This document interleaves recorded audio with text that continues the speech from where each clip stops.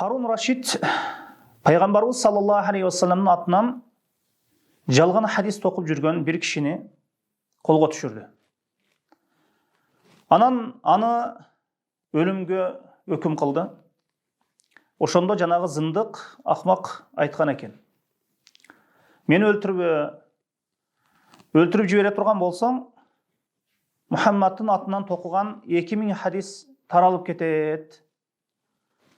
Егер өлтіріп өсең, бардық тоқыған хадистерімді шығарып берем, көрсетіп берем дейді. Ошондо Харун Рашид бізде Ибн Мубарак жана Абу Исхақ Аль-Фирази деген чоң мухаддис алымдар бар.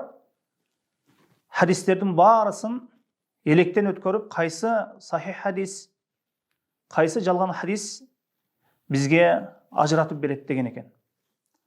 Мухаддис алым уламалар бұлар жалған хадистерді қамырдың içінен қылды қандай суырып алса, Пайғамбарыбыз саллаллаху алейхи уассаламның хадистерінің арасынан жалған хадистерді Пайғамбарыбыз саллаллаху алейхи уассаламның атынан тоқылған жалған хадистерді қамырдан қылды суырып алғандай суырып алады.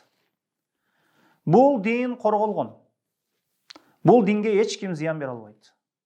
Суфиян Саури рахимахулла айтқандай, егер кім батышта Пайғамбарыбыз саллаллаху алейхи уассаламның атынан бір жалған хадис тоқый тұрған болса, анын жүзі ошол жалған хадис тоқығандығы шығышта ашылып қалады деген екен. Бұл дин Аллахтың қорғосының астында. Аллах Таала бұл динді сақтауны, қорғауны өз кепілдігін алған.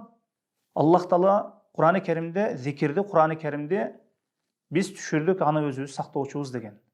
Валлаху а'лам бис-саваб.